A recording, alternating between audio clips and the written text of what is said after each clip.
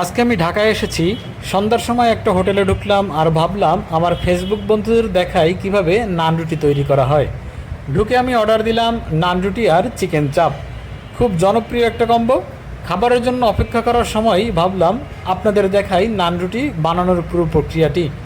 প্রথমে যেটা আমি লক্ষ্য করলাম, নান রুটির ডো বা খামিটা আগেই তৈরি করে রাখা থাকে। এমনভাবে তৈরি করে যেন নরম আর ফ্লাপি হয়। তারপর রাঁধুনি ডো থেকে একটু একটু হাতে নিয়ে তালুর মধ্যে সুন্দরভাবে বড় করতে থাকলেন। খুব অল্প সময়েই গোল চ্যাপ্টা আকার পেয়ে গেল। হাতের কাজটাও এত নিখুঁত, মনে হচ্ছিল শিল্পীর মতো এক একটা নান গড়ে তুলছেন। এরপর সেই নানটা দিয়ে দিলেন চুলায়।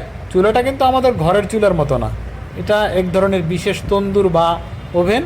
ভিতরে অনেক গরম থাকে আর রুটি দেওয়ার সাথে সাথেই সেটা ভাজা শুরু হয়। কিছুক্ষণ পরেই আমি লক্ষ্য করলাম রুটিটার গায়ে ছোট ছোট বাবল উঠতে শুরু করেছে। ধীরে ধীরে পুরো নানটা ফুলে উঠল। দেখেই ভীষণ আনন্দ লাগলো। এ যেন একরকম জাদু। ময়দার ছোট্ট এক টুকরো মুহূর্তেই নরম ফ্লাপি নান রুটিতে রূপ নিল। এইভাবেই এক একটার পর এক একটা নান রুটি তৈরি হচ্ছিল। আজকের ভিডিওটা করলাম শুধু আপনাদের দেখানোর জন্যই, যেন আপনারাও দেখতে পারেন নান রুটি বানানোর এই অসাধারণ প্রক্রিয়া।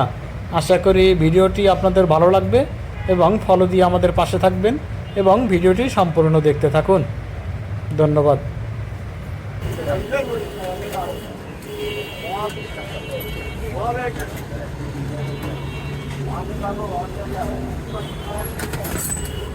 ভাই